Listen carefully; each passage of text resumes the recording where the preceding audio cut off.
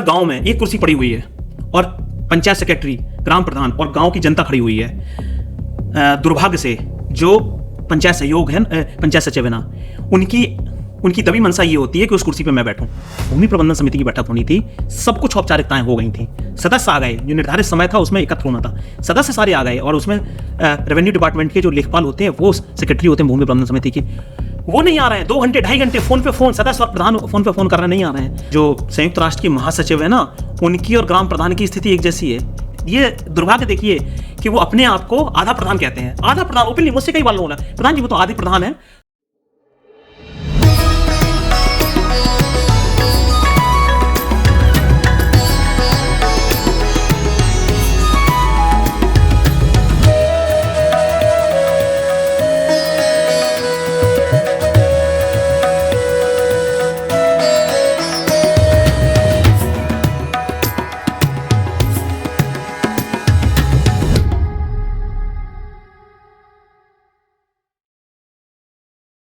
नमस्कार, सशक्त पंचायत में आपका स्वागत है। मेरे लिए भी आज का दिन बहुत ही महत्वपूर्ण है, बहुत उत्साहित हूँ क्योंकि आज का पॉडकास्ट हम वर्चुअली नहीं कर रहे हैं। मेरे साथ अमित जी जो ग्राम प्रधान हैं यहाँ पर जुड़े हुए हैं। अमित जी जो कि मलकपुरा गांव, जिला जालौन के ग्राम प्रधान हैं, वो आज हमारे के पॉडकास्ट में अतिथि हैं। अमित जी स्वागत है आपका।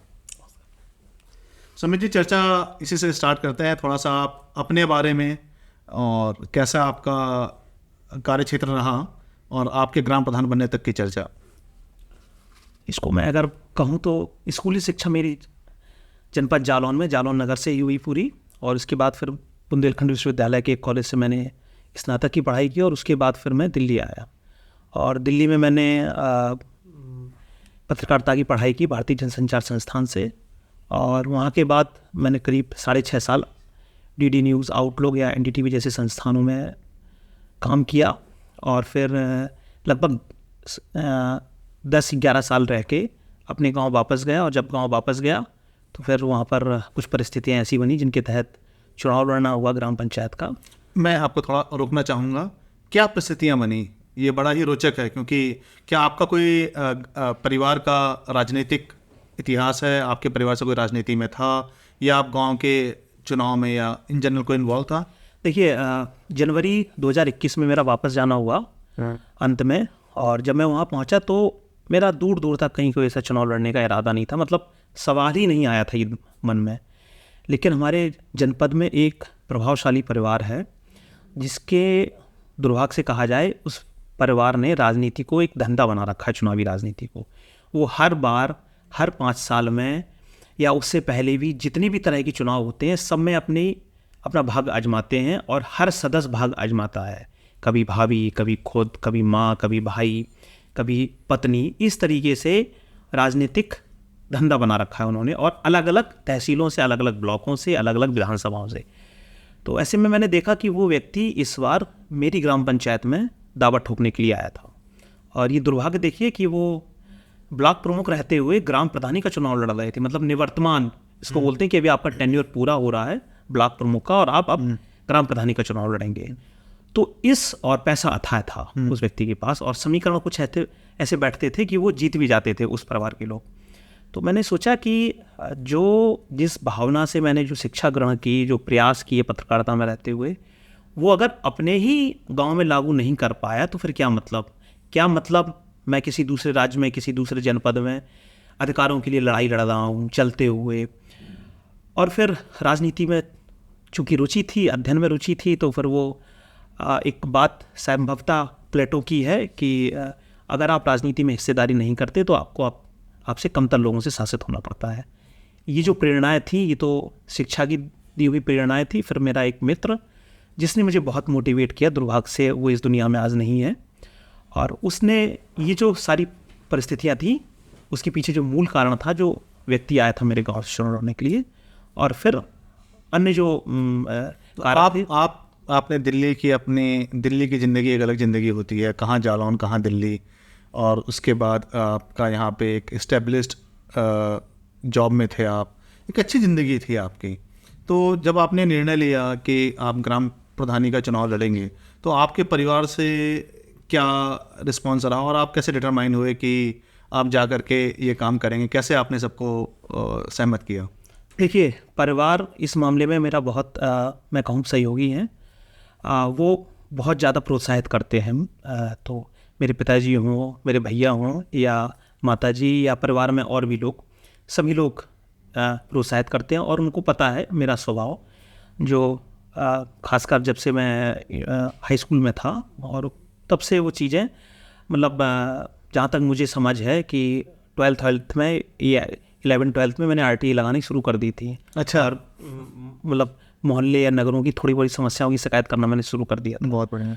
और कुछ मुद्दे उठाना शुरू कर दिया था, तो उनको पता था कि और यही बात फिर मैंने जब पत्रकारिता में थी तो उसमें भी लागू करने की कोशिश की। सवाल करना उसका मूल ही होता है। और मैंने ये पाया कि जो चीज़ आप समाज में बदलाव लाना चाहते हैं, वो मीडिया भी सशक्त माध्यम है, इनकार नहीं करूँगा, चौथा स्तंभ बोला जाता है, भले ही संविधान में उसका उस तरीके से जिक्र नहीं है, लेकिन एक कहते हैं वॉच डॉग की भूमिका में वो भी बदलाव ला सकता है। लेकिन सबसे ज़्यादा बदलाव लाने का जो माध्यम है वो होता है नीति निर्णय में, अगर आप शामिल हो जाते हैं डिसीजन मेकिंग में, और वो सीधे सीधे विधायक का कार्य है। तो मैंने सोचा क्यों ना यहीं जाया जाए, और इसमें परिवार ने मेरी पूरी मदद की, कहीं कुछ ऐसा नहीं।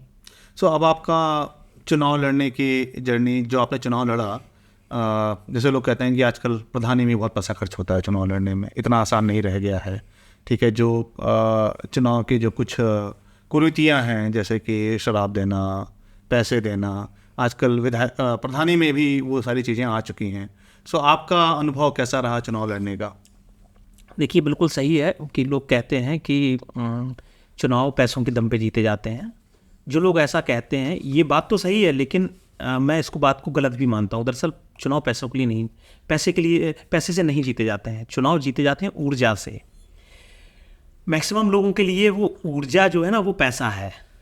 लेकिन अगर आप संवाद, कम्युनिकेशन को बहुत ठीक ढंग से, भाई राजनीति क्या है, समाज और के अधिकारों की एक तरीके से लड़ाई है, तो जब आप उस बात को समाज तक ठीक से पहुंचा पाते हैं तो लोग आपसे कन्विंस होते हैं। तो जो लोग ऐसा नहीं कर पाते वो पैसों का सहारा लेते हैं। तो मैंने पूरी जो स्ट्रेटजी बनाई, जो पूरी रणनीति बनाई, वो पूरी विश्वविद्यालय चुनाव के जैसी थी, जैसे डोर टू डोर कैंपेन करना। और ख़ासकर जब मैं कहूँ कि विश्वविद्यालय चुनाव, तो मैं बहुत स्पेसिफिक कहूँगा कि JNU यूनिवर्सिटी में जो छात्र नेता भी रहे हैं? नहीं, मैं छात्र नेता नहीं रहा हूँ जी। लेकिन मैंने उनसे सीखा है। जब यहाँ दिल्ली में IIMC, चूँकि उसी कैंपस में, JNU कैंपस में, तो मैंने उन चुनाव को बहुत नज़दीक से देखा है, न सिर्फ IIMC में रहते हुए बल्कि आगे और पीछे भी।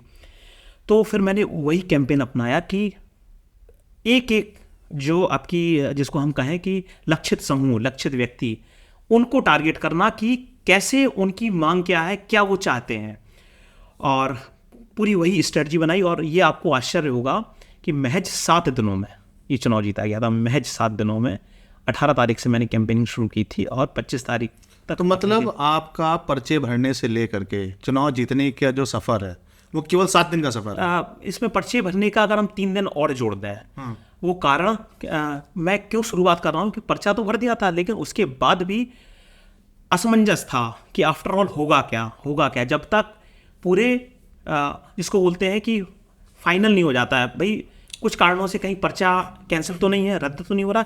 जब वहाँ से चीज़ें होती तो वहाँ से मैं दिन काउंट कर रहा हूँ। 7 दिन में आप डोर टू डोर कैंपेन आपने कर लिया? दरअसल कुछ इसमें लाभ मुझे इस बात का भी मिला कि ग्राम पंचायत बहुत ज़्यादा बड़ी नहीं है, महज 1059 मतदाता संख्या है। तो इसमें डोर टू डोर कैंपेन करना। कितने परिवार होंगे आप इसमें अनुमान लगा लीजिए, संभवतः 170-80 के आसपास मैक्सिमम। और जब मैं परिवार बोलता हूँ तो घर नहीं, परिवार की बात कर रहा हूँ, है ना।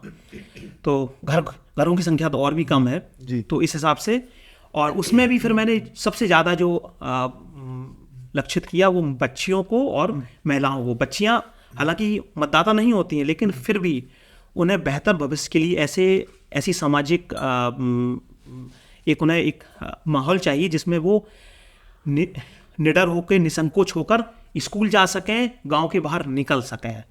क्योंकि अगर माहौल ख़राब होगा तो फिर वो उस डर के कारण, उस सामाजिक डर के कारण बहुत ज़्यादा उन पर नकारात्मक प्रभाव पड़ता है। तो मैंने देखा कि महिलाओं ने और बच्चियों ने बहुत गौर से मेरी बात सुनी। भले ही बच्चियाँ भले ही वोटर नहीं थी, लेकिन उन्होंने फिर अपने भाइयों को जो कि एलिजिबल थे वोट के लिए, या अपने दादा को या अपने पिता को, वो उन्होंने उनसे बात की होगी। तो इसका सकारात्मक परिणाम आया। तो 7 दिन में आपने कितने लोगों को टच कर लिया था? हर घर में, हर मतदाता को, हर मतदाता। तो दर्शकों, आपके लिए, और मैं जैसे कि हमेशा कहता हूं कि आपको अपने गांव को सशक्त बनाना है, तो आपको अपने गांव की तरफ रुख लेना पड़ेगा। अगर आपको ये लगता है कि आपका कोई राजनीतिक सपोर्ट सिस्टम नहीं है, आपके पास पैसे नहीं हैं, आपके पास समय नहीं है, तो हमारे सामने अमित जी हैं। 7 दिन कितनी धनराशि खर्च की आपने? जो सीमा होती है 80,000, लगभग इतना ही, 80,000 रुपये खर्च 75,000 होती है। 80,000 रुपये खर्च करके अपने गांव पहुंच गए और वहां गांव के ग्राम प्रधान बन गए। चाहिए आपको एक समझ गांव के मुद्दों की, और गांव के लोगों में विश्वास दिलाना कि आप उनकी समस्याओं का समाधान कर सकते हैं। तो बहुत ही रोचक रही आपकी यात्रा, और आई थिंक ये बहुत प्रेरणादायक रहेगी। तो हम कहानी को आगे बढ़ाते हैं। अब आप ग्राम प्रधान बनेगा, आपको कितना समय हो गया है? 3 साल होने जा रहे हैं। 3 साल होने जा रहे हैं। अच्छा, उत्तर प्रदेश में तो 2 साल में आपका दोबारा प्रधानी का चुनाव भी आ रहा होगा जी। 3 साल की यात्रा आपकी कैसी रही? 3 साल की यात्रा मैं कहूँ तो इसमें नकारात्मकता ज़्यादा है, और ये इस चर्चा को सुनने वाले तय करेंगे कि मेरे प्रयास सफल हुए या नहीं हुए, कितने सफल हुए। मैंने सिर्फ 10 महीने शुरुआती काम कर पाया, और उसके बाद इतनी नकारात्मकता आई कि मैं हर महीना, हर हफ्ता गिनता हूँ। ये संभवतः 23वां महीना चल रहा है, 22-23वां महीना चल रहा है, जिसमें कोई भी काम नहीं हुआ है। पंचायती राज विभाग से जो भी पैसा आता है, जो हमें ग्रांट मिलती है, कोई भी एक नई ईंट नहीं रखी गई है। अगर हम काम के सिलसिले में एक मुहावरे के तौर पर इस्तेमाल करें, कुछ भी काम नहीं हुआ है। बहुत ही, तो अभी हम इसके कारणों को जानेंगे, बट उससे पहले कुछ एक बेसिक जानकारी मैं आपसे लेना चाहूँगा। आपके गांव में कितने स्कूल हैं? मेरी पंचायत में 3 स्कूल आते हैं, 2 प्राइमरी हैं और 1 उच्चतर प्राइमरी है, यानी 1 से कक्षा 8 तक। ठीक है।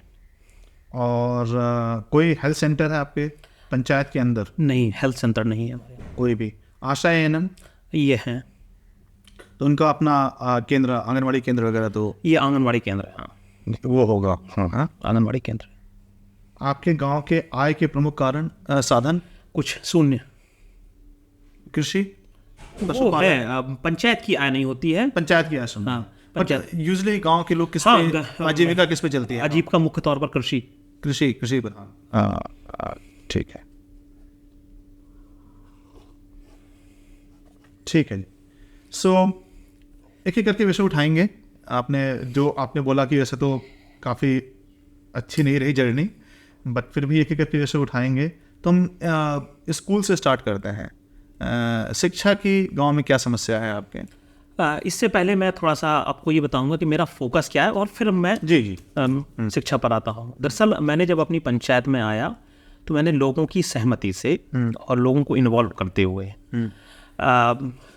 अपनी ग्राम पंचायत को गांधी जी के ग्राम स्वराज और डॉक्टर कलाम के पूरा, यानी ग्रामीण इलाकों में शहरी सुविधाएं, वो मॉडल पर मैंने 4-5 चीज़ों पर फोकस किया। उसमें था शिक्षा, उसमें था स्वास्थ्य, उसमें था पर्यावरण, उसमें था स्वरोजगार, उसमें थी आत्मनिर्भरता, ग्राम पंचायत को आत्मनिर्भर बनाने में। लोगों को भी आत्मनिर्भर बनाने का हमारा लक्ष्य है, और पंचायत को भी। जब हम पंचायत को आत्मनिर्भर बनाने की बात करते हैं तो उसमें फिर हम मेरा जोर ऊर्जा उत्पादन करके, स्वच्छ ऊर्जा उत्पादित करके पंचायत की आय बढ़ाना होता है। और जब मैं स्वरोजगार की बात करता हूँ तो मेरा कहने का आशय महिलाओं को स्वरोजगार या लोगों को स्वरोजगार देना होता है। तो जो मैंने 4-5 विषय आपको बताए, इसमें से शिक्षा पर मेरा सबसे ज़्यादा जोर था। और शिक्षा में चूँकि क्लास 8 तक का हमारे यहाँ हाईएस्ट पंचायत में विद्यालय है, तो मेरा, और ये मैंने अपने मैनिफेस्टो में बकायदा मैंने मैनिफेस्टो जारी किया था, और उसमें मैंने लिखा था कि ग्राम पंचायत में कि किसी भी बच्चे या बच्ची को, खासकर बच्चियों को, शिक्षा में पैसा कभी भी बाधा नहीं आएगा। क्लास 8 तक वो हमारे यहाँ पढ़ें, इसके बाद वो कोई भी कोचिंग पढ़ना चाहें, कोई भी आगे की फर्दर स्टडी करना चाहे, प्राइवेट में या सरकारी में, हम उनको हर तरीके से मदद करेंगे, हर तरीके से। इसमें जब हम बोलते हैं हर तरीके से, तो यानी इसमें आर्थिक पहलू पर ज़्यादा जोर होता है।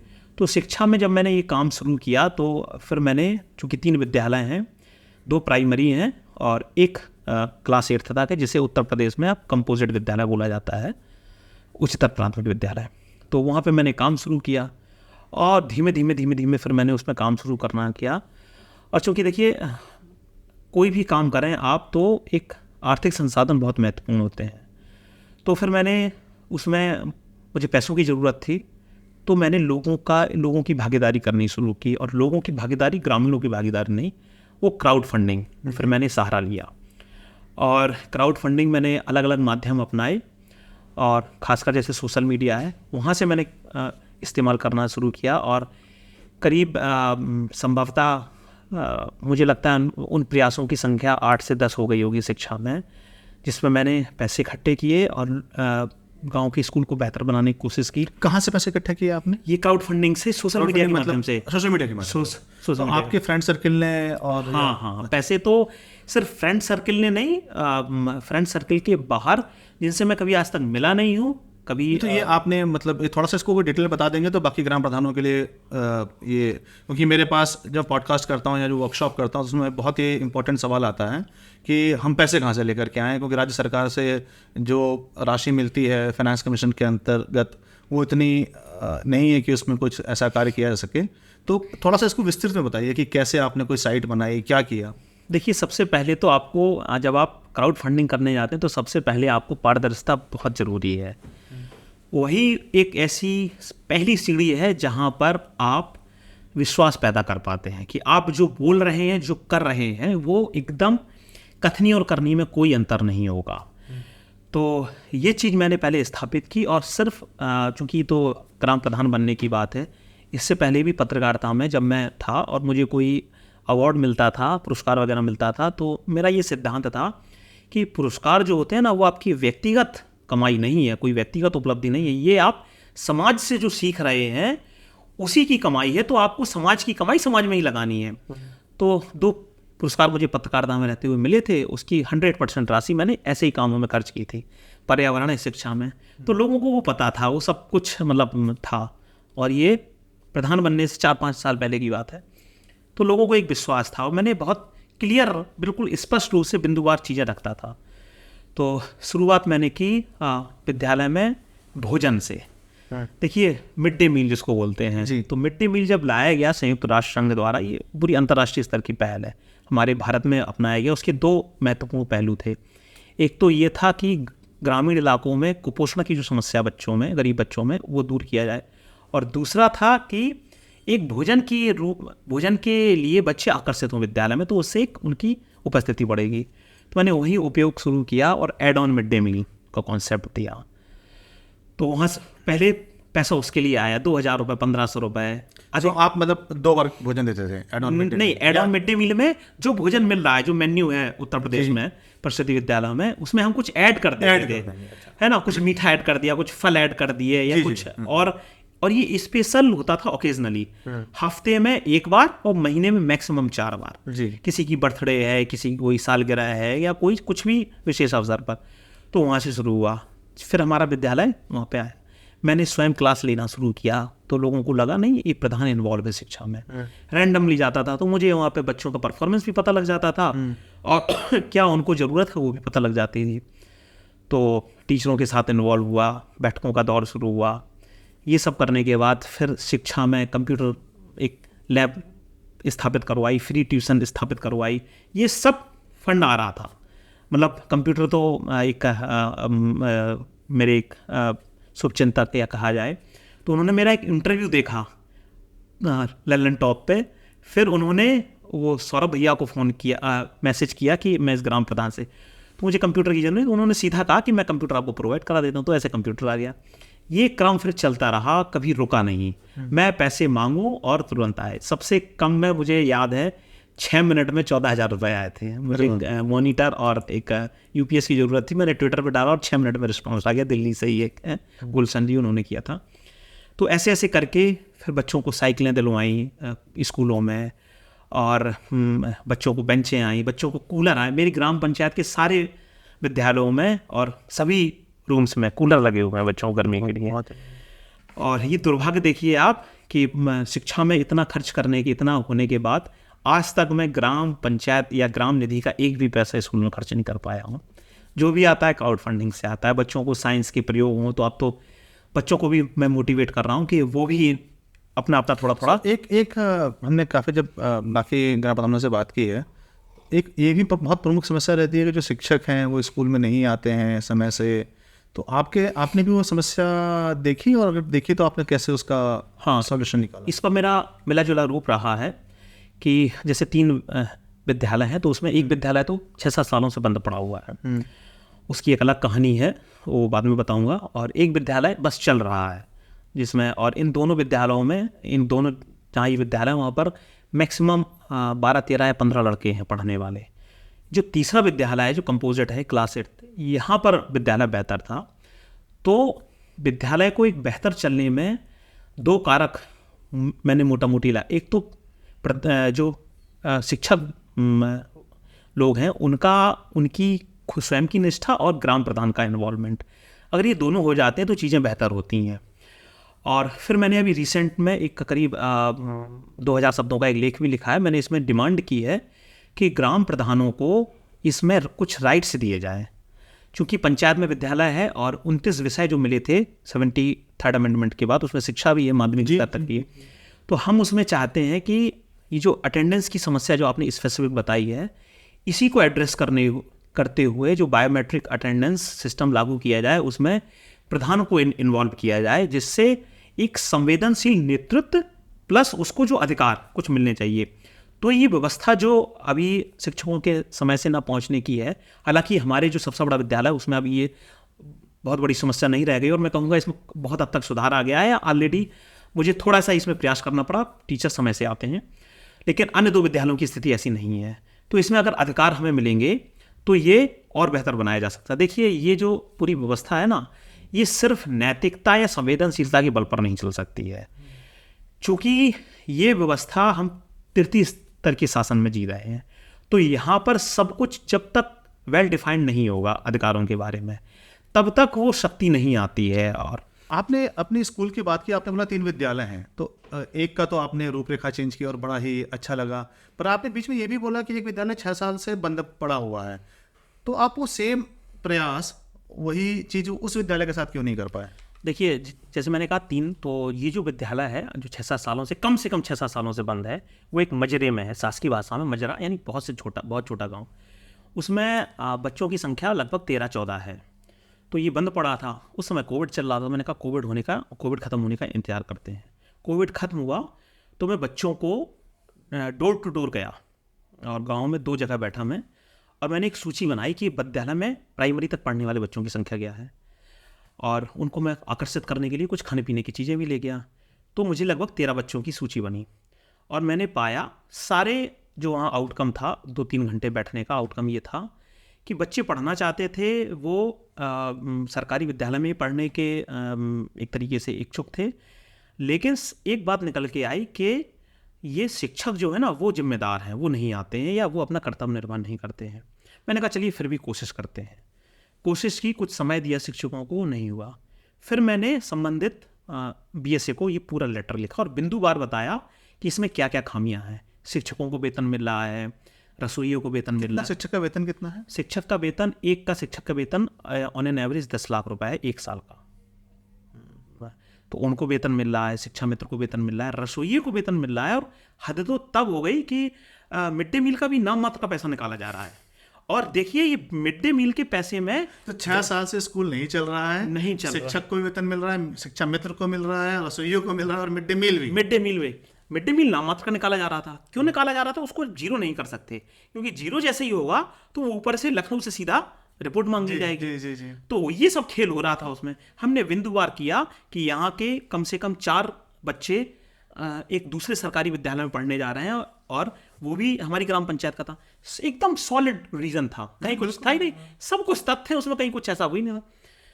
BSA ने 1.25 साल तक कोई कार्रवाई नहीं की उस लेटर पे बार, और उस दौरान मैंने कम से कम 1 दर्जन से ज़्यादा बार उनको रिमाइंडर व्हाट्सअप किया, फ़ोन किया, ऑफिस में जाके बार बार उनसे कहते क्या थे BSA साहब? हाँ करेंगे साहब प्रधान जी, हाँ प्रधान जी करेंगे।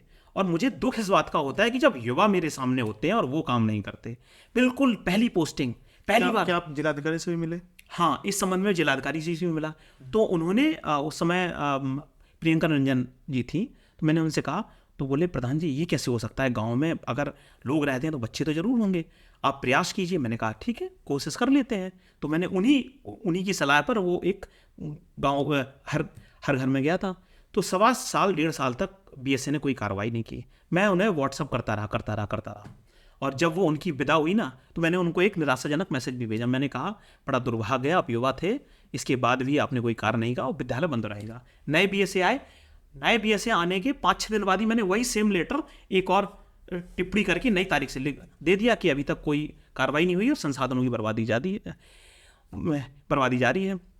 नए बीएसए ने तुरंत उसी दिन बीईओ को, संबंधित बीईओ को, खंड शिक्षा अधिकारी को लेटर जारी कर दिया कि आप रिपोर्ट करके, मतलब जांच करके रिपोर्ट दें। हाँ, करीब 15-20 दिन बाद जांच हुई और मेरे आरोप लगभग सही पाए गए जी, बिंदुवार सही पाए गए। अब तो कार्रवाई होनी चाहिए थी संबंधित, लेकिन दुर्भाग्य देखिए कि कार्रवाई होने के स्थान पर उस विद्यालय को, अच्छा, कार्रवाई होने के बाद भी मैंने बीएसए को, नए बीएसए को बार बार बोला कि अब तो रिपोर्ट भी आ गई है, अब तो कर दीजिए कार्रवाई। तो वो आश्वासन देते रहे, वो भी युवा, पहली पोस्टिंग, दुख तो होता, उम्मीद मैं जगाता हूं मैं, और फिर भी नहीं हुई। एक दिन मुझे पता लगा कि विद्यालय तोड़ दिया गया। क्यों तोड़ा गया, मुझे आश्चर्य हुआ, क्योंकि हर जगह नियमों का उल्लंघन हो रहा था। विद्यालय तोड़ने में ग्राम प्रधान की इन्वॉल्वमेंट अनिवार्य है, मैंडेटरी है, उसकी बिल्डिंग नीलामी में, सब कुछ प्रक्रिया में। फिर मैंने और खोजबीन की, जब विद्यालय टूट गया मैंने और खोजबीन की, तो मुझे बताया गया कि उस विद्यालय को बने हुए महज 17-18 साल हुए थे। 17-18 साल में उससे पुरानी बिल्डिंग जो हमारी विद्यालय में 35-35 साल पुरानी है, वो अभी भी बनी हुई है, उसको जर्जर दिखा के तोड़ दिया गया। अब इसका सोल्यूशन क्या होगा, इसका क्या समाधान करना? वो बताया गया कि शिक्षक नेता है अपने आप में। मतलब देखिए कि वो अपने अधिकारों का दावा करने वाले बच्चों के मूल अधिकारों का उल्लंघन कर रहा है सालों से, उन पे कोई कार्रवाई नहीं हुई है और बिल्डिंग तोड़ दी गई, संसाधनों की बर्बादी कर दी। अब इसका क्या फायदा होगा? अब वहां पर पीपल का पेड़ है, तो अब जब से हमने शिकायत की है, बस इतना परिवर्तन आया कि वो शिक्षक महोदय वहां जाने लगे हैं तो पीपल के पेड़ के नीचे बैठते हैं। तो हमने भी सोच लिया कि अब वो पीपल के पेड़ के नीचे शायद ज्ञान प्राप्ति होती होगी, वहीं पर गुरुकुल की शिक्षा मिलती होगी, तो कहीं कुछ ऐसा फोटो। बट वो जो तीनों सैलरीज हैं वो अभी चल रही हैं, कहीं कोई कार्रवाई नहीं हुई है। और ये केस स्टडी 1, 2, 3 ऐसे ही चलती रहती हैं। मैंने उच्चाधिकारियों को भी अवगत करा दिया ऑफिशियली मैंने, और बार बार लोगों को, युवाओं को मैं ये बोलता हूँ कि कार्रवाई आपको करनी है तो कर दीजिए। मैं तो एक अच्छे के कहते हैं कि डिवोल्यूशन ऑफ पावर हो जाएगा, तो पता नहीं पंचायत ग्राम प्रधान रेडी हैं या नहीं रेडी हैं। राज्य सरकार अपने पास पावर रख करके कौन सी रेडी है? डिसेंट्रलाइजेशन अगर होता ना यहाँ पे, तो वो विद्यालय चलता, और अगर ना चलता तो कार्रवाई होती। ये हालत है, वो शिक्षकों पे कोई अभी तक कार्रवाई नहीं हुई है, बिना कोई वेतन पा रहा है, सब कुछ एज यूज चल रहा है। बिल्डिंग, अब वो 1-1.5 साल में बिल्डिंग बनेगी, तब तक कोई टेंशन ही नहीं है। बस मूल अधिकार क्या है, किसको चिंता है? वैसे तो मैं इस विषय को आपसे बाकी विषयों पर चर्चा करने के बाद लेता, पर चूंकि हम इस पर बहुत डीप जा चुके हैं और हम इसको करें, तो मैं इसको अभी लेता हूँ कि जैसा कि आपने बोला 73वें संशोधन के हिसाब से शिक्षा का जो अधिकार है वो पंचायत के पास होना चाहिए। यूपी का जो पंचायती राज एक्ट है वो भी ये बोलता है, बट इसमें एक ये है कि ये अधिकार पंचायतों को इसलिए नहीं दिया जा सका क्योंकि राज्य सरकार को या कहिए लोगों को ये विश्वास नहीं है कि अगर ये अधिकार पंचायत को दिया गया तो जो शिक्षण संस्थान हैं वो ठीक से फंक्शन करेंगे। ये कहीं ना कहीं डाउट है। जैसे एक मेरी रिसर्च है, उसके हिसाब से एक बच्चे पर राज्य सरकार और केंद्र सरकार मिला करके 45,000 रुपये हर साल खर्च करती है। 45,000 बहुत अच्छी धनराशि होती है। जितने भी बच्चे पढ़ रहे हैं, अगर 45,000 पर स्टूडेंट मिले तो पंचायत तो बहुत अच्छे से चला सकती है। तो ये जो राज्य सरकार का मानना है कि ये धनराशि बहुत बड़ी धनराशि है और पंचायत के पास वो कॉम्पिटेंस या कैपेबिलिटी नहीं है कि वो शिक्षण संस्थान को ठीक से चला सकें, इस पर आपके क्या विचार हैं? देखिए, सबसे पहले तो मैं पूरी तरह से असहमत हूँ। मैं शिक्षा पे ही, चूंकि बात, अमित जी मैं आपको रोकना चाहूँगा, आप अपने बारे में बताइएगा ये, क्योंकि अगर राज्य सरकार निर्णय लेगी तो केवल अमित जी के लिए नहीं लेगी।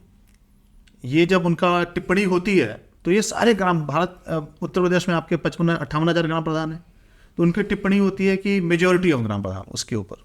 तो हमें लगता है फिर तो अगर मेजॉरिटी की बात की जाए तो हमें लगता है फिर जो संविधान सभा की बहसें थी ना, हमारे राष्ट्रपिता गांधी जी का जो सपना था, पहले प्रधानमंत्री जी का जो सोच थी, या पूरी संविधान सभा की जो सोच थी, फिर हमें उसमें देखना चाहिए क्या वो लोग इस तथ्य से वाकिफ़ नहीं थे कि अभी हमारे गांव सक्षम नहीं है, लेकिन इसके बाद भी उन्होंने नीति निर्देशक तत्वों में ये बात रख दी जी।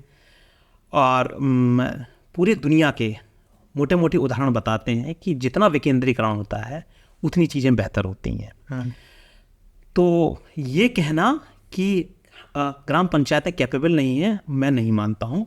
अगर सिर्फ मुझे खारिज करने से कुछ नहीं होगा, ये आपको जो संविधान सभा है ना, उसके पूरे निर्माताओं को आपको खारिज करना होगा, उन बहसों को खारिज करना होगा, हमारे राष्ट्रपिता को खारिज करना होगा, जिन्होंने ग्राम स्वराज की बातें की, हर मतलब समय के साथ कई लोगों ने की हैं, उनको खारिज करना होगा। आप राजीव गांधी जी को खारिज करना होगा, वर्तमान प्रधानमंत्री जी को आपको खारिज करना होगा जब वो कहते हैं कि असली लोकतंत्र ग्रास रूट डेमोक्रेसी, हर कोई ये कहता है। तो ये तो नहीं। तो अगर आप इस बात से सहमत नहीं हैं राज्य सरकार की बात से, तो आपका क्या कारण, आपके हिसाब से क्या है विकेंद्रीकरण न होने का कारण? मैं इस पे राज्य सरकार तो मैं एक उदाहरण देता हूँ आपको। शिक्षा पे चूंकि बात चल रही है, आप देखिए कि वो कहते हैं कैपेबल नहीं, लेकिन आप फिर कहेंगे कि आपने अमित जी अपनी ग्राम पंचायत की बात कर दी, लेकिन अब वो क्या है, अवसर ही ऐसा है। हमारी ग्राम पंचायत संभवतः देश की पहली ग्राम पंचायत है जिसने राष्ट्रीय शिक्षा नीति 2020 लागू की है, अंशतः पूर्णता में संभवतः पहली है। और इसके लिए बाकायदा हमने एक शिक्षा समिति का, इस स्पेशल विशेषज्ञ समिति का गठन किया, जिसने पूरी उस शिक्षा समिति का अध्ययन किया, जो नेशनल एजुकेशन पॉलिसी उसका अध्ययन किया, फिर उसमें से वो पार्ट निकाला जो हम अपनी ग्राम पंचायत में लागू कर सकते हैं। आप शिक्षा समिति में आपके कितने सदस्य हैं? 6 सदस्य। क्या क्या उनकी प्रोफाइल है? मैंने जब शिक्षा समिति बनाई तो मेरी कोशिश थी कि उनमें से मैं जो कम से कम परास्नातक हैं उनको सबसे पहले रखूं। तो गांव के परास्नातक जो कि मेंबर्स हैं जी, मैंने उनको रखा।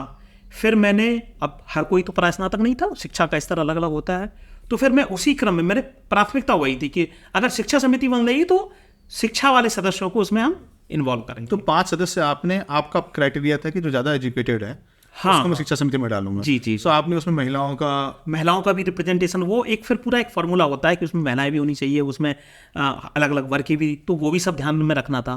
तो इस तरीके से स्कूल के प्रिंसिपल को इन्वॉल्व किया। हाँ, उसमें तो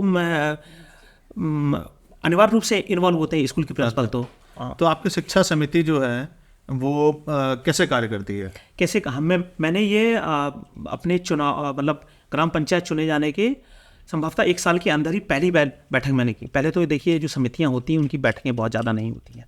मैंने जब ये, पहले तो ग्राम सभा की बैठकें नहीं होती हैं, मैंने वो भी एक क्या बोलते हैं स्टूडियो टाइप तोड़ा, और मैंने ग्राम सभा की बैठक की। लोगों ने कहा, जो सबसे बुजुर्ग थे गाँव में 65-70 साल के, बोले बेटा मैंने पहली बार ऐसी बैठक देखी है ग्राम सभा की। तो हमने ये ऐसी बैठकें शुरू की ओपन, और पूरी टुकटुकी पिटवा। इतने सवाल है मेरे पास, मैं आप पर अच्छा भी लगता है कितनी बार रोकूं, क्योंकि ये भी बहुत महत्वपूर्ण समस्या। जैसे आपने शिक्षा समिति बनाई, काफ़ी ग्राम पंचायतें नहीं बना पाई हैं, नहीं। इनफैक्ट ग्राम प्रधानों को समितियों के बारे में पता ही नहीं है। जैसे ग्राम सभा का भी आपने बोला, तो ये सब बहुत रोचक होगा जानना कि आपने ये कैसे किया, कैसे। तो आप देखिए, मैं शिक्षा पे ये बात करता हूँ, तो देखिए राष्ट्रीय शिक्षा नीति मैंने लागू कर दी, प्रदेशों में अभी वो चरणबद्ध तरीके से हो रही है, और मैं ये 2022 से ही लागू किए बैठा हूँ। हमारी ग्राम पंचायत में मैंने कोशिश की है। फिर इसके बाद मिड डे मील जो हमने शुरू किया, तिथि भोजन, वो उत्तर प्रदेश सरकार ने बाद में पॉलिसी बना दी, पूरे प्रदेश में लागू हो गई। हमने कुछ और नीतियां लागू की जो कि पहले हमारी ग्राम पंचायत में लागू हुई, फिर पूरे प्रदेश स्तर पर लागू हो रही हैं। तो इसको आप क्या कहेंगे कि हम कैपेबल नहीं है? क्या ग्राम पंचायत कैपेबल नहीं है?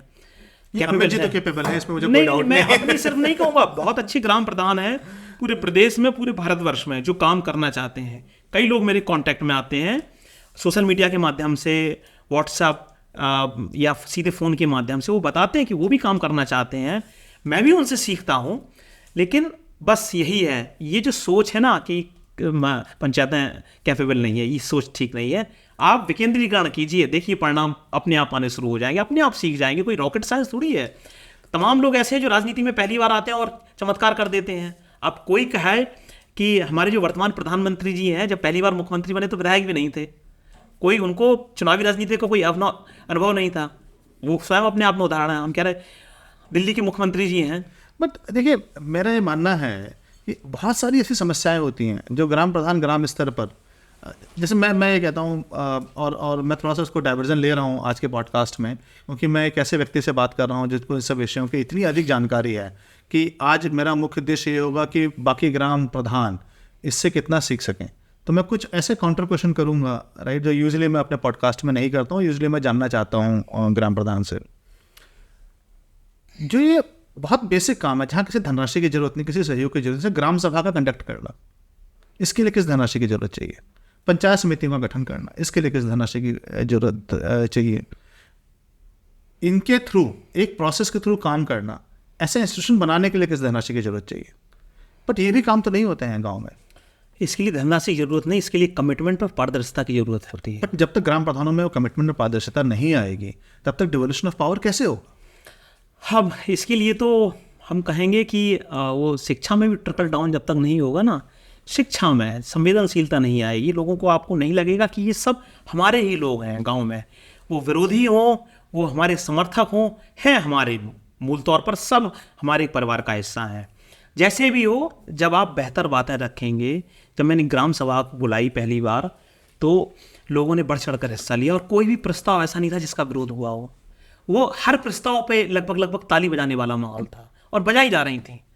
और लेकिन लोगों को वो ये एहसास सिर्फ ग्राम प्रधान की अकेले बस की बात नहीं है उत्तर प्रदेश में या कुछ ऐसे राज्यों में, क्योंकि जो मशीनरी है ना वो मदद नहीं करती है। एक सीमा के बाद चीज़ें नहीं होती हैं। अब शिक्षा समिति की मैंने बैठक की, सेक्रेटरी ने रजिस्टर ही खो दिया। आज तक मुझे उस पता नहीं रजिस्टर में, और तब तक मेरी ऐसी आदत नहीं थी कि मैं हर चीज़ की फ़ोटो कॉपी कराऊँ या फ़ोटो कैप्चर कर लूँ, तो रजिस्टर ही खो गया। और भी ऐसी बैठकें हैं, रजिस्टर ही गायब है। भूमि प्रबंधन समिति की बैठक होती है, हर बार नया रजिस्टर बन जाता है, हर बार नया। बट अगर आप ये देखिए, अगर मैं बोलूँ कि आइडियली 12 ग्राम सभा होनी चाहिए, मतलब 4 का तो प्राविधान है मिनिमम, बट मेरे हिसाब से आप सहमत हैं कि हर महीने तो एक ग्राम सभा होनी चाहिए? मेरे हिसाब से मैं हर महीने तो नहीं सहमति दूंगा, लेकिन हाँ, साल में 3-4 हो जाएं तो ठीक है। 4 ग्राम सभा तो, हाँ, वो तो आपका एक्ट में भी प्रावधान है 4 का। जी। अब मान लीजिए कि मेरी 7 समितियां बन गई, और हर समिति में मान लीजिए 4 बार बैठी ना, तो आपके 7 प्लस 1 8, तो 8 चौक 32 बैठक हो गई। पंचायत सचिव 32 बैठक में इतना काम करेगा? पंचायत सचिव आकर के 32 बैठकों की प्रोसीडिंग बनाना। आपका पंचायत सचिव कितने गांवों पे शेयर्ड है, डेडिकेटेड है आपका? इस समय 6 ग्राम पंचायतों की जिम्मेदारी उसको है। तो कैसे होगा? 32 × 6 अगर नियम कायदे कानून से भी किया जाए तो उसको साल में 190 तो मीटिंग कन्वीन करनी है और उसकी प्रोसीडिंग्स बनानी है। जी, क्या संभव है? नहीं, ये संभव, ये मैन पावर जो हमें मिलता है, जिनको हम सहयोगी बोलते हैं ना, वो इसमें सहयोग नहीं करते हैं। इवन आप देखिए कि मुझे 3 साल हो गई हैं, मेरी सिर्फ अभी तक 2 या 3 ग्राम सभाएं हैं। इसके बाद मैं लिखित में अपने सहयोगी जो कि पंचायत सचिव, उनको लिखित में कह रहा हूँ कि ग्राम सभा की बैठकें बुलाइए, नहीं बुलाई जा रही। क्या बिना पंचायत सचिव को इन्वॉल्व किए मैं ग्राम सभा की बैठक बुला सकता हूँ? ऐसी परिस्थितियां मेरे सामने उत्पन्न हुई हैं। भूमि प्रबंधन समिति की बैठक होनी थी, सब कुछ औपचारिकताएं हो गई थी, सदस्य आ गए, जो निर्धारित समय था उसमें एकत्र होना था, सदस्य सारे आ गए, और उसमें रेवेन्यू डिपार्टमेंट के जो लेखपाल होते हैं, वो सेक्रेटरी होते हैं भूमि प्रबंधन समिति की, वो नहीं आ रहे हैं। 2 घंटे 2.5 घंटे फ़ोन पे फ़ोन, सदस्य और प्रधान फ़ोन पे फ़ोन कर रहे हैं, नहीं आ रहे हैं। अब बताइए, ऐसे में क्या दंड होना चाहिए एक सेक्रेटरी के रूप में?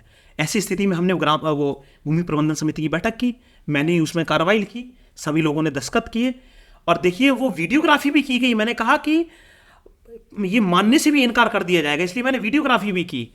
इसके बाद भी आप देखिए, मानने से इनकार कर दिया।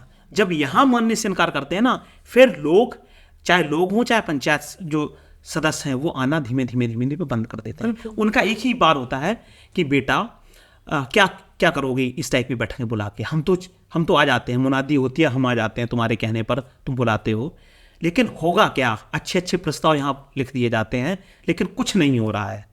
लगभग 36 महीने होने को हैं, और 22-23 महीने कोई काम नहीं हुआ है। आप बताइए, ग्राम सभा की बैठकों में जो प्रस्ताव पारित हुए हैं, वो हो ही नहीं रहे इम्प्लीमेंट, उनको कर ही नहीं रहे, कोई मायने नहीं रखता। तो यहाँ से फिर एक ग्राम पंचायत का मुखिया होने के नाते और ग्राम पंचायत का निवासी होने के नाते, सबकी जो ऊर्जा है ना, उसमें उसको बहुत एक तरह से हतोत्साहित होते हैं। तो फिर ऐसे में एक बहुत बुरी साइकिल चलने लगती है। किसी दिन फिर फ्रस्ट्रेशन में लोग कहते हैं कि चलो बिना बैठक की कार्रवाई लिख लेते हैं, बिना बैठक की कार्रवाई लिख लेते हैं। फिर वो एक कुचक्र चलने लगता है जो कि जो सिस्टम में खराब लोग हैं वो यही चाहते हैं। और एक बार आपने इस कुचक्र में शामिल हो गए तो आप वापस तो कम से कम अपने 5 साल के कार्यकाल में तो नहीं आ पाए। जिससे आप कुछ अगर कह रहे हैं, मेरे को लगता है वही ज़मीनी हकीकत है आज के डेट में। ग्राम सभाएं होती नहीं हैं, ग्राम प्रधान अपना कमरे में बैठ करके पंचायत सचिव के साथ पूरी प्रोसीडिंग बना देते हैं और बाद में लोगों से साइन करवा लिया जाता है। कैसे तोड़ा जाए इस कुचक्र को? कोशिश तो करनी चाहिए और कोशिश कर रहा हूँ। आज नहीं टूटेगा तो टूटेगा 5 साल में, मैं तो ये मान लेता हूँ 5 साल में टूटना चाहिए। और उसी कोशिश में हर दिन की सुबह आप तो होती है। कोशिश कर रहे हैं, बट आप कोशिश करें, जैसे आपने बहुत महत्वपूर्ण बात बोली, आप कोशिश कर रहे हैं, लोगों को बार बार जोड़ रहे हैं, बट लोग परिणाम नहीं देख रहे हैं। तो कुछ दिनों में तो लोगों का विश्वास उठना शुरू हो जाता है। बिल्कुल, वो अपने जो उन्होंने चुना है वो भरोसा खोने लगते हैं और ये स्थिति बहुत बेकार है। फिर उनको भरोसा खोते हैं किस पे? राज्य सरकार के ऊपर या आपके ऊपर? नहीं, ग्राम प्रधान के ऊपर। उनको लगता है कि आपकी पारदर्शिता, आपकी ईमानदारी, आपकी कमिटमेंट के कारण, आपकी लोकतांत्रिकरण के कारण जो बेसिक काम होते हैं वो भी नहीं हो पा रहे हैं। और दुर्भाग्य से ये समझ बहुत गहरी पैठ बना चुकी है कि ग्राम प्रधानी का मतलब नाड़ी, नाली, खड़ंजा, हैंडपंप। ये बहुत गहरी समझ बना चुकी है। इसको तोड़ने में बहुत, लेकिन लोग समझते हैं धीमे धीमे। वो ट्रिकल डाउन थ्योरी होती है कि घड़ा अगर मिट्टी में है, उसमें पानी भरा हुआ है तो नमी आएगी, भले ही वो 1 इंच आए, लेकिन आएगी ज़रूर। लेकिन उसका और हमारी भी कुछ सीमाएं हैं ग्राम पंचायत के रूप में।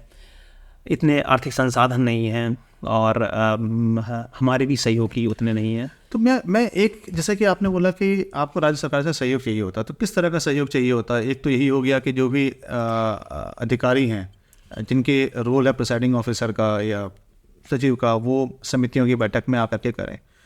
अगर वो लोग नहीं आ रहे हैं तो मैं अपने गांव में जो लोग हैं उन्हीं में से किसी को नियुक्त कर देता हूं। जैसे कि मान लीजिए प्रधान अध्यापक को शिक्षा समिति का कर दिया, आशा एएनएम को हेल्थ का कर दिया, फिर रोजगार मित्र है कोई तो उसको जो है प्रोडक्शन कमेटी का सचिव नियुक्त कर दिया। तो मेरे को ऐसा लगता है कि गांव में, पंचायत में 7 से 8 लोग इस वक्त काम तो कर रहे हैं। देखिए, काम करने के लिए लोग चाहिए और इसके बाद संसाधन भी चाहिए, आर्थिक संसाधन। और आप जब कोई काम करते हैं तो बिना पैसों के जो आपके सहयोगी होते हैं ना, वो भी एक सीमा के बाद इनकार कर देते हैं काम करने से। और इन जो आपने सूची बताई, इसमें से हर कोई सहयोग नहीं करता है। सबके जो सिस्टम जो खराबी आई है ना, उसके वो भी अंग होते हैं। तो वो भी फिर सोचने लगते हैं, उसमें से कुछ कर्मी तो गांव के ही होते हैं, तो उनको लगता है वो फिर जो स्थानीय खींचतान वाली टांग खींचने की जिसको बोलते हैं, और जिसको स्थानीय राजनीति नहीं, वो बहुत उसका निम्न स्तरीय एक हम शब्द का है, तो उसमें इन्वॉल्व हो जाते हैं। फिर वो एक जो कर्मचारी जिसकी ड्यूटी है कि ग्राम पंचायत के या ग्राम प्रदेशों के निर्देशों का पालन करना, वो भी नहीं होता है। पर देखिए, राज्य स्तर पर जो अधिकारी होते हैं वो मुख्यमंत्री के अंदर आते हैं, उनकी सारी बात मानते हैं।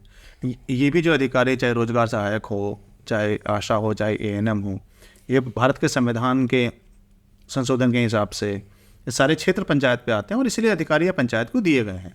तो ये डायरेक्टली पंचायत, ग्राम पंचायत के अधिकार क्षेत्र में काम क्यों नहीं करते हैं? यही तो है दरअसल उसमें से इनकी जो संरचनात्मक कमियां हैं, जिनको मैं आपको अगर बहुत संक्षिप्त में बताऊं, तो हमारे पास किसी को भी दंडित करने का अधिकार नहीं है, किसी की भी वेतन में कटौती करने का अधिकार नहीं है, अनुपस्थिति पर कोई भी कार्रवाई करने का अधिकार नहीं है, निर्देशों की अवहेलना पर, कर्तव्य पालन न करने पर कोई भी अधिकार हमारे पास नहीं है। हम सारी शिकायतें उनके अधीनस्थों को करेंगे जो कि राज्य सरकार के डिपार्टमेंट आ जाते हैं। अब यहाँ पर भूमि प्रबंधन समिति की बैठक हो रही है, सब कुछ अपने लोग काम छोड़ के आए हैं, एकदम कड़ाके की सर्दी में या बहुत ज़्यादा गर्मी में लोग आ रहे हैं और सेक्रेटरी नहीं आया।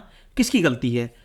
सेक्रेटरी को दोष देना फिर किसकी जिम्मेदारी है? प्रधान होने के नाते मैं तो लिख ही सकता हूँ ना, या उनकी राजस्व के लोगों को लिखूंगा, या फिर पंचायती राज विभाग को लिखूंगा या ग्रामीण विकास को लिखूंगा। अगर वो कार्रवाई नहीं करेंगे तो फिर हम तो एक तरीके से सबको छूते हुए भी शक्तिहीन हो गए।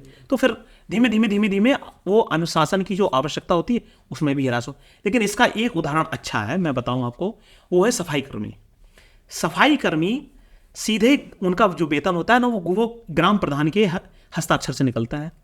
गाँव में वैसे तो देखिए सैद्धांतिक रूप से देखा जाए तो जो पंचायत सचिव है वो इन सब कार्यों के लिए एक तरीके से हम उसको मुख्य कार्यपालक कह सकते हैं। जैसे राज्य सरकार में मुख्य सचिव होता है, पंचायत सेक्रेटरी एक्चुअली तो पंचायत का मुख्य सचिव है। वो मुख्य सचिव, बाकी तो सब डिपार्टमेंट हैं उनके, जैसे कि प्रमुख सचिव होते हैं, वैसे ये सब प्रमुख सचिव हैं बस। अगर हम 3 स्तर को देखें तो भारत सरकार कैबिनेट सचिव, प्रदेश सरकार मुख्य सचिव, ग्राम पंचायत पंचायत सचिव। वहाँ पर कभी भी पंचायत, वहाँ पर जो सेक्रेटरीज हैं वो कभी भी अपने आप को पॉलिटिकली इलेक्टेड लोगों के इक्विवेलेंट नहीं करते हैं। ग्राम पंचायतों में ये दुर्भाग्य देखिए कि वो अपने आप को आधा प्रधान कहते हैं। आधा प्रधान ओपनली मुझसे कई बार लोगों ने, प्रधान जी वो तो आधे प्रधान है। तो हम अब उनसे मजाक में कहने लगे कि आप सोचिए मुख्य सचिव बोल दे मुख्यमंत्री को कि आधे आधा मुख्यमंत्री हूं। आधे मुख्यमंत्री, बताइए। कैबिनेट सचिव मोदी जी को बोल दे कि मैं तो आधा प्रधानमंत्री हूं। ये विश्वास गांव में भी हो गया है। तो लोग कहते हैं प्रधान जी वो तो एक गाड़ी के 2 पहिए हैं। तो मैं उनसे कहता हूँ कैबिनेट सचिव का नाम पता है आपको? बोले नहीं। हमने कहा मुख्य सचिव का नाम पता? हमने कहा आपको अपने सचिव को आप आधा प्रधान बता दिया। हमने कहा क्या आपने उनके लिए वोट दिया था? तो उनको ऐसे समझ में आता है, लेकिन आप ऐसे कितने समझाएंगे? तो मैं उनको फिर जो बोला मेरे कितनी चर्चा में निकल करके आया है, जिससे मैंने पूछा कि आप अपना काम कैसे निकालते हैं प्रधान जी से, कह रहे हैं कि देखिए सचिव और प्रधान एक गाड़ी के 2 पहिए होते हैं। ये इतनी बार बोला गया है कि और कितना एक्सेप्टेड हो गया ये। एक्सेप्टेड है ये। तो हमने तो अब बोलने लगे, हमने कहा आप आधे पहिए थोड़ी है, आधे प्रधान थोड़ी। हमने कहा आप 3/4 हैं, 1/4 हम है। उसको मैं अगर बहुत संक्षिप्त में समेटूं तो उसको मैं एक लाइन में कहूंगा, अगर गांव में एक कुर्सी पड़ी हुई है और पंचायत सेक्रेटरी, ग्राम प्रधान और गांव की जनता खड़ी हुई है, दुर्भाग्य से जो पंचायत सहयोग है, पंचायत सचिव है ना, उनकी दबी मंशा ये होती है कि उस कुर्सी पे मैं बैठूं, प्रधान जी खड़े रहें और आम जनता खड़ी रहे, उसमें चाहे महिलाएं हो चाहे बुजुर्ग हों, वो साहब हैं, असली साहब वो हैं। ये दुर्भाग्य है इस व्यवस्था का, दुर्भाग्य है। और यहाँ पर जो उनको मतलब फाइनेंशियल ड्यूटीज थी, उन्होंने वो अपने अधिकार बना लिए हैं और पूरी पंगु बना रखी व्यवस्था को, अपाहिज बना दिया है। मतलब ये बहुत ही दुर्भाग्यपूर्ण है। हमने ये तो देखा है कि कोई राजपत्रित अधिकारी एयरपोर्ट पर किसी, मैं नाम नहीं लूंगा, पर मुख्यमंत्री को लेने गए थे और गलती से उनके स्लीव्स फोल्ड थे। इस बात पे इनको सस्पेंड कर दिया गया। और हम यहाँ ये बात कर रहे हैं कि वो मीटिंग में भूमि सुधार की आए नहीं, या हम सचिव की बात कर रहे हैं कि वो ग्राम सभा में नहीं आ रहे हैं, उसके बाद भी उनके ऊपर कोई कार्रवाई नहीं की जा सकती है। आई थिंक ये मेरा भी मानना है कि ये एक बहुत ही बड़ी चूक है। ग्राम सभाओं की बिना बैठक के जीपीडीपी अपलोड कर दी गई वेबसाइट पे। इसकी मैंने जब मुझे पता लगा, मैंने शिकायत की ऑफिशियली, कोई कार्रवाई नहीं। कितना बड़ा गुनाह है, मतलब बिना ग्राम सभा की बैठक में आपने कार्ययोजना अपलोड कर दी। ये तो वही बात है ना कि राज्य सरकार के अधिकारी जितने भी हैं उनकी सारी रिपोर्टिंग केंद्र सरकार को हो जाए ना, इसको हम वैसे लेते हैं। और उनको ये मालूम पड़ा कि मुख्यमंत्री का कुछ भी नहीं कर सकता, ना उनको सस्पेंड कर सकता है, ना उनको छुट्टी कैंसिल कर सकता है। तो कौन सा लोकतंत्र चलेगा? लोकतंत्र चलेगा? लोकतंत्र नहीं चलेगा, बिल्कुल ध्वस्त हो जाएगी व्यवस्था। आप देखिए कि मैं एक और आपको एग्जाम्पल दूंगा। वो एग्जाम्पल इन्हीं की उसका है। मैंने एक दिन मजाक में कहा, मेरे नए सेक्रेटरी आए तो वो जन चौपाल करने आ गए, एक औपचारिकता में शुरुआत थी। तो मैंने उसी दिन उनको फोटो लगा के हमने कहा दुनिया में जो संयुक्त राष्ट्र की महासचिव है ना, उनकी और ग्राम प्रधान की स्थिति एक जैसी है, किसी कोई सुनता ही नहीं है। वो और यूक्रेन रूस युद्ध में गए, वो सिर्फ एक दुख जता पा रहे हैं। वो फलस्तीन और इजराइल के बीच संघर्ष चल रहा है, वो सिर्फ दुख जता पा रहे हैं। और राष्ट्रों से अपील कर रहे हैं कि आप ये यूएन महासभा की बैठक बुलाइए, ये रेजोल्यूशन पास कीजिए, युद्ध विराम कीजिए, कोई नहीं सुन रहा है। हमने कहा यही हालत ग्राम प्रधान की है। ग्राम प्रधान इतने सैकड़ों लेटर, मेरा कंप्यूटर बताता है कि करीब 1.5 सैकड़ा के आसपास मेरे लेटर जा चुके हैं, कहीं कोई कार्रवाई नहीं। हर चीज़ का दस्तावेजीकरण, मैंने हर लोगों को बोला कि कुछ काम हो ना हो, मैं हर छोटी छोटी बातों का दस्तावेजीकरण करता जाऊंगा। आने वाले समय में जब इतिहास लिखा जाएगा, मेरा मूल्यांकन स्वयं कर देगा। बहुत बढ़िया। अच्छा, अब मैं इस पे टॉपिक पे आता हूँ, क्योंकि ये तो हम कितनी भी चर्चा करें उतना कम होगा। बट एक जो दूसरा टॉपिक जो मेरे को समझ में आता है कि ग्राम प्रधान या पंचायत अपने आय के स्रोत खुद ही बनाए जिससे उसकी डिपेंडेंस, उसकी निर्भरता राज्य सरकार पर या केंद्र सरकार के फंड पर कम हो। इस पर आपके क्या विचार है? सबसे पहले तो जो हम लोगों को राशि मिलती है, चाहे वो सेंट्रल फाइनेंस कमीशन से हो चाहे या स्टेट फाइनेंस कमीशन से, सबसे पहले तो मैं ये मानता हूँ कि वो राशि कोई हमें यूं ही नहीं दे देता, क्योंकि जब संविधान संशोधन हुआ तो वो 3 लेयर आ गई। जैसे केंद्र और राज्यों के बीच में करों का बंटवारा होता है, बिल्कुल वही व्यवस्था तीसरे है। तो कभी केंद्र इस बात पे राज्यों से दावा नहीं कर सकता कि पैसे तुम्हें हम दे रहे हैं, वो उनका हक है। ऐसे ही ग्राम पंचायतों का हक है। तो पहले तो ये राज्य सरकार या केंद्र सरकार जो हमें राशि देती है वो उनका हक है। अब बात आती है रेवेन्यू जनरेशन की, ग्राम पंचायत की। बिल्कुल होना चाहिए, क्योंकि जब तक आप स्रोत स्वयं से नहीं करेंगे ना, राशि कम पड़ेगी। मेरी ग्राम पंचायत में, छोटी सी ग्राम पंचायत में, महज मोटा मोटी 7.5 लाख रुपए एक फाइनेंशियल ईयर में मिलते हैं। और ये दुर्भाग्य देखिए, मैंने कहा मोटा मोटी कहा मैंने, आज भी मुझे एग्जैक्ट अमाउंट पता नहीं है। और मैं 3 सेक्रेटरी से पूछ चुका हूं कि एग्जैक्ट किस्त बताइए कितनी आती है। तो 3 सेक्रेटरी 2.5 साल में मुझे आज तक ये नहीं बता पाए कि उनकी एग्जैक्ट किस्त क्या आती है, स्टेट फाइनेंस हो या ऑनलाइन। अब देखने को तो मैं तो फिर सब कुछ देख ही लूंगा, जो मैं वही देख के मैं मोटा मोटी बता रहा हूँ एग्जैक्ट। अदरवाइज अगर मुझे एग्जैक्ट अमाउंट बताया होता तो मैं एग्जैक्ट आपको अमाउंट बताता। अब आती है आत्मनिर्भरता की बात कि ग्राम पंचायतों को आत्मनिर्भर कैसे होना चाहिए। हमारे प्रधानमंत्री जी का भी नारा है। तो हमने इसके लिए अलग अलग छोटे से स्तर तक बड़े से स्तर लोगों को भी आत्मनिर्भर करने की कोशिश की, ग्राम पंचायत को आत्मनिर्भर करने की 2 स्तर से कोशिश की। एक स्तर है कि ग्राम पंचायत में जो भूमि है हमारी, जो ग्राम सभा की या ग्राम पंचायत की भूमि है, उससे हम कैसे रेवेन्यू जनरेशन कर सकते हैं। हमारे उन प्रयासों को अभी शुरुआत हमने की है। हमें उम्मीद करनी चाहिए, लेकिन देखते हैं उसका क्या परिणाम आता है। उससे हम रेवेन्यू जनरेट कर रहे हैं। हम जल के स्रोतों से रेवेन्यू जनरेट कर सकते हैं, हम तालाब से रेवेन्यू जनरेट कर सकते हैं। एक तो ये हो गया। दूसरा हो गया, अगर हम स्वच्छ ऊर्जा का उत्पादन करते हैं, और ये हमने एक सपना देखा था, जो सबसे बड़ा सपना है, वो है 2 मेगावाट बिजली उत्पादन का स्वच्छ ऊर्जा, और उसमें 10 करोड़ की लागत है। और ये पीएम कुसुम योजना कंपोनेंट ए के तहत कवर हो रहा है। इसमें जो हमारा रेवेन्यू जनरेशन हो रहा है ना, वो कई सांसदों की निधि, कई विधायकों की निधि से भी कई गुना ज़्यादा बड़ा है। बहुत ही तो हमने कहा है कि हमें ये 7.5 लाख क्या है, उसमें तो जो हमारा रेवेन्यू जनरेशन है वो 1 करोड़ प्लस जा रहा है पर ईयर। अरे वाह, बहुत बढ़िया। तो हम क्यों ना इस टाइप से करें, इसमें लागत अपनाएं। तो ये निधि आपको मिल रही है, इसका जो कैपिटल एक्सपेंडिचर है ये अभी तो सिर्फ प्लानिंग में है। और प्लानिंग, आप दुर्भाग्य देखिए कि जब वही बात आती है कि जब काम करने होते हैं तो सारी संभावनाएं बना ली जाती हैं, जब काम नहीं करने तो उसके दर्जनों बहाने होते हैं। तो मैं उन्हीं सब में अटका हुआ हूँ। उस प्रोजेक्ट के बारे में सेंट्रल मिनिस्ट्री से 3-3, 4-4 लेटर डिस्ट्रिक्ट एडमिनिस्ट्रेशन को या लखनऊ में संबंधित विभाग को जा चुकी हैं। स्पष्ट रूप से लिखा हुआ है कि ये बहुत अच्छी पहल है, इसमें मदद कीजिए। पत्ता नहीं हिल रहा है। आज 2 साल हो गए, पत्ता 2.25 साल होने को हैं, पत्ता नहीं हिल रहा है।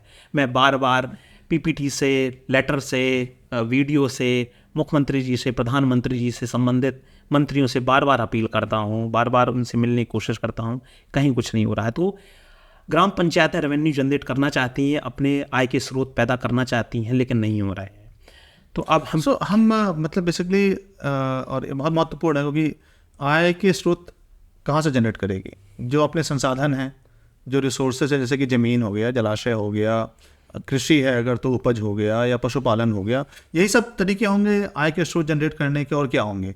तो आप ये कह रहे हैं कि इस पे भी कार्य करने के लिए ग्राम प्रधान के पास या पंचायत के पास पूर्ण अधिकार नहीं है, उसके लिए उसको राज्य सरकार को लिखना पड़ता है। राज्य सरकार के डिपार्टमेंट्स को लिखना पड़ता है, क्योंकि उनकी सहयोगी हैं। अधिकार तो सब कुछ हैं।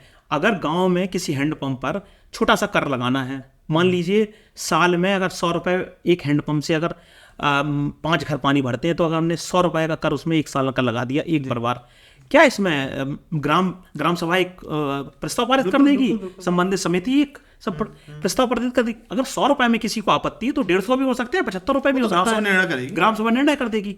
लेकिन इसमें भी जो कार्रवाई लिखनी है वो तो सेक्रेटरी को और राजस्व वाले को लिखनी है, वो उनको लिखना नहीं है। बार बार निर्देश मैंने बट अगर आप नहीं मानो, अगर मैं उनसे न लिखवाऊँ और मैं अपना ही सचिव अपॉइंट कर दूँ और उससे लिखवा लूँ, तो नहीं, उसमें क्योंकि कुछ चीज़ें ऐसी होती हैं जो कि पंचायती राज विभाग या उन्हीं की तरफ से, जैसे हमें बताया गया था कि एक प्रारूप होता है, प्रारूप पत्रक 7 नंबर, अगर मैं गलत नहीं हूँ, तो इसमें आप कोई भी जो गांव में दुकानें हैं, ज़मीन है, उसको अगर किराए पे देना चाहते हैं या इस तरीके से कर आरोपित करना चाहते हैं, तो आप उस एक रसीद को लेकर आप उसको कर सकते हैं, वो ऑथराइज्ड है। हमने अपने सेक्रेटरी को महज 8 महीने बाद, जब हमारा 8-9 महीने बाद जब हमारे दूसरे सेक्रेटरी आए, तो हमने उनसे कहा, हमने कहा इसको आप कीजिए, हमने अपने आय के साधन जो अभी शून्य है, तो जितना भी होगा वो तो हमारा 0 से प्लस ही होगा। तो उन्होंने कहा, प्रधान जी नए फाइनेंशियल ईयर से करेंगे। हमने कहा चलो नए फाइनेंस, देखिए किसी में कोई बहाना नहीं चाहिए था, 4 महीने नए फाइनेंशियल ईयर में। हमने कहा चलो धैर्य कर लेते हैं, 4 महीने और सही, अभी तक शून्य था तो 4 महीने और शून्य। आज तक हो गए, कहीं कुछ नहीं है। बार बार हम बोल चुके हैं कि कुछ कीजिए, इस पर रेवेन्यू जनरेट कीजिए। जब लोगों की भागीदारी होती है ना, तो फिर वो केयर करते हैं हर चीज़ की। अब सब कुछ फ्री चाहिए, ये भी गलत भावना आ जाती है। हम ये रेवेन्यू पर हम ग्राम पंचायत की भूमि अगर एक्सप्रेस वे के पास पड़ रही है, अनुपयोगी पड़ी हुई है, एनक्रोच्ड है, धीमे धीमे उसको एनक्रोचमेंट होने लगेगा, वहाँ पर दर्जनों दुकानें या ढाबे चल रहे हैं। अगर वहाँ पर गांव की जो एसएचजी से जुड़ी महिलाएं हैं, अगर वहाँ पर कोई ढाबा, कैंटीन या दुकान खोल लेती हैं, रेस्टोरेंट खोल लेती हैं, जो बड़ा आजकल चल रहा है बांस का काम या मिट्टी का काम, कितना आकर्षित होगा। ग्राम पंचायत की भी आए, महिलाओं की भी आए, वहाँ भी कोई रेवेन्यू डिपार्टमेंट का क्या समस्या आ रही है आपको? रेवेन्यू डिपार्टमेंट के का कहना है कि वो अतिक्रमण हो जाएगा, या फिर नहीं, बट आपको रेवेन्यू डिपार्टमेंट में जाने की जरूरत है, क्योंकि ये तो जो औपचारिकता करने के लिए हमें इसलिए जरूरत है कि उसमें या तो हमें एक भूमि प्रबंधन समिति की बैठक करनी होगी जी, एक औपचारिक रूप से कि हमें ये ऐसे, या फिर हमें ग्राम सभा में साधारण रूप से कि हम अपनी इस भूमि का, और इसमें हम इतना किराया तय कर रहे हैं, इसके लिए इतना किराया मामूली, जो हमने तो कहा कि जो market rate, I think rate पे बाद में आते हैं। अगर मुझे करना है तो मैंने ग्राम सभा की बैठक की, उसमें पास हो गया रेजोल्यूशन, फिर मैंने भूमि सुधार समिति को काम दे दिया कि कार्य योजना बनाओ, उसने कार्य योजना बना ली, और फिर मैं काम स्टार्ट कर दूंगा। इस पर राज्य सरकार का रोल कहाँ से आ रहा है? बिल्कुल नहीं आना चाहिए रोल, लेकिन जो सहयोगी है उन्हें ये औपचारिकता तो उन्हीं को करनी है ना। अच्छा, जो सचिव जो है, सचिव जो है, दोबारा हम पहली प्रॉब्लम पे आ गए, वही कि जो जितने भी अधिकारी हैं वो सारे राज्य सरकार के अधिकारी हैं, वो पंचायत के अधिकारी ही नहीं। हमारे निर्देशों पर, सलाह पर काम ही नहीं होगा, बस फिर काम है वो इसके बाद चीजें वहीं की जाके अटकी रहेंगी। तो जैसे कि स्टेट एक कैडर होता है और केंद्र सरकार का अपना कैडर होता है, ऐसे पंचायत का भी ब्यूरोक्रेट्स का अपना कैडर होना चाहिए। कैडर हो ना हो, लेकिन इतने अधिकार मिल जाएं कि अगर काम नहीं कर रहे हैं ना, मिलेगा ना। जब वो भाई आपका कैडर जो है वो एक संस्था के अंदर आता है, तो अगर ये एक कैडर बन जाए तो फिर ये पंचायत के अंदर आएगा, वो कुछ बात अपने। लेकिन आप देखिए कि जो पंचायत, अभी मान लीजिए कि इन लोगों को जो राज्य सरकार वेतन दे रही है, जिन पंचायत सहयोगियों को पंचायतें वेतन देती हैं, उन पर भी उनका अधिकार नहीं है। एक तरीके से जैसे अभी नई नियुक्ति हुई है, शुरुआत हुई पंचायत सहायक, उनको भी धीमे धीमे ग्राम पंचायत से शक्तियां हटा के संबंधित विभाग को धीमे धीमे अघोषित रूप से दे दी जा रही हैं। तो जब हमारी कोई उन पर, अच्छा ये आप उसकी बात करें जो पंचायत सहायक योगी जी ने अनाउंस किया था कि हर गांव में पंचायत सहायक होगा। जी जी जी। अब देखिए उसमें साफ लिखा हुआ है कि पंचायत सहायक की नियुक्ति ग्राम पंचायत अपने स्तर पर करेगी। जी जी। इसके बाद भी हमारे यहाँ पद खाली पड़ा हुआ है। मुख्यमंत्री की मंशा होती है, प्रधानमंत्री की मंशा होती है, तो ये इम्प्लीमेंटेशन आते आते गड़बड़ कैसे हो जाता है? अब उचित रूप से चीज़ें बीच में ही गायब हो जाती हैं, जिसको हम बोले अंग्रेजी में है वो इवोपरेट हो जाती हैं, लॉस एंड ट्रांजिट, बस बाष्पीकरण हो जाता है, सब धूमिल हो जाती हैं। दीवार पर एक पेंटिंग है, कब उसका रंग छिन्न भिन्न हो गया पता नहीं, सब गायब हो जाती है। तो कौन ब्यूरोक्रेट है या पॉलिटिशियन है जो इसको होने से रोक रहा है? पता नहीं, ईश्वर जानते हैं। बहुत ही बढ़िया, बहुत ही बढ़िया। आई थिंक इस तरह मैं अपने अब एक आखिरी टॉपिक पे आऊँगा, और वो ये है कि हम इस पर चर्चा कर चुके हैं, बट फिर भी इसको एज ए संस्था की तरह चलाना। काफ़ी सारे ग्राम प्रधान ग्राम पंचायत को as a one man institution चलाते हैं, जबकि ये भी एक संस्था है। हमने डिस्कस तो किया है, बट फिर भी अगर आप अपने कुछ और क्लोजिंग रिमार्क दे पाएँ कि ये संस्था की तरह न चलाने के क्या कारण है? सबसे पहले मैं कारण कहूँगा कि मैंने शुरुआत से एकदम प्रयास पारदर्शिता के, सबकी जन भागीदारी के, और जब मैं सबकी जन भागीदारी कहता हूँ तो उसमें वो सदस्य भी शामिल हैं जो कि ग्राम पंचायत में, भले ही उनका चुनाव बहुत औपचारिक रूप से हो गया हो, किसी ने कोई रुचि नहीं ली हो, मैक्सिमम सदस्य तो निर्वाचित हो जाते हैं, क्योंकि वो बहुत छोटे हाँ, ग्राम पंचायत में प्रधानी का चुनाव महत्वपूर्ण है, उसके बाद सदस्यों का महत्वपूर्ण नहीं माना जाता है। लेकिन इसके बाद भी हमने शुरुआत की, हमने सदस्यों को इन्वॉल्व किया, हमने उनको शिक्षा समिति में इन्वॉल्व किया, हमने भूमि पर होनी चाहिए, आई थिंक 7 या 8 समिति होनी चाहिए। तो आपके गांव पंचायत में कितनी समितियां हमारे यहाँ पूरी हैं, 6 तो वो हैं। कितनी बैठक करती हैं? बैठकें तो होती नहीं है, शुरुआत में जितनी हुई उतनी हुई, और इसके बाद हमने शुरुआत में जो बैठकें की, रजिस्टर ही गायब हो गया। अच्छा, वो सेक्रेटरी नहीं आए हैं, तो वहाँ से इर्रिलेवेंट हो जाती है। फिर लोगों को सबको लगने लगता है कि कोई मतलब नहीं है, ये सब करने का कोई मतलब नहीं है। तो ग्राम प्रधान अगर चाहे भी इंस्टीट्यूशन बनाना तो भी नहीं बना सकता, तो भी नहीं बना सकता, क्योंकि जो सहयोगी है ना, वो सहयोग नहीं कर रहे हैं, और वो बहुत ज़्यादा पूरे शाम पे पानी फेरने वाला होता है। आप सब कुछ कर रहे हैं। आई थिंक मैं आपको रोकूंगा, बट आई थिंक ये बहुत महत्वपूर्ण है। हम बात करते हैं डिवोल्यूशन ऑफ पावर की। इससे पहले मैं भी मानता था कि कहीं ना कहीं कॉम्पिटिशन कैपेबिलिटी एक इशू बनता है, बट वो कॉम्पिटिशन कैपेबिलिटी है क्या? एक संस्था की तरह जब पंचायत काम करेगी, जब पंचायत अपने आय के साधन जोड़ेगी, तभी वो कंप्लीटली इंडिपेंडेंट होगी, और वो जिस तरह की हमारी संविधान की मूल भावना है वैसे पंचायत चल पाएगी। जो हमारी एक विधारणा है, जो काफ़ी लोग मानते हैं कि अगर पंचायत ठीक से काम करना शुरू कर दे तो उसका जो संवैधानिक अधिकार है, जो अनुमानतः 5 से 6 करोड़ 1 साल का है, 29 विषयों का, वो उसको दे देंगे। बट उससे पहले आई थिंक ये इंपॉर्टेंट है कि उसको संस्था की तरह चलने दिया जाए, तभी वो अपने रिसोर्सेज को, अपने स्कूल को, अपने स्वास्थ्य केंद्र को, अपने नेचुरल रिसोर्सेज को, तालाब को, अपनी भूमि को, अपने यहाँ आजीविका के साधनों को विकसित कर पाएगी, और तभी वो सशक्त हो पाएगी। ऐसा अभी तो आपसे बात करके ऐसा ही लगता है। बिल्कुल सही कहा आपने, और इसमें जो भी प्रयास हैं, हमें प्रयास नहीं छोड़ने हैं, हर बार कोशिश करनी है, कोई ना कोई तो सुनेगा। और ऐसा नहीं है कि इतनी नकारात्मक यात्रा के बाद भी मुझे अच्छे लोग नहीं मिले हैं, मुझे अच्छे लोग मिले हैं, उन्होंने मुझे बहुत समय दिया है और बहुत धैर्य से सुना है, और सारे जो पहलों का समर्थन किया है। ये अच्छे लोग ही हैं जिनका एक तरीके से 2 अच्छे वाक्य जो है ना, वो बहुत बल देते हैं, कहते हैं नहीं लगे रहो, चीज़ें बदलेंगी। बहुत बढ़िया।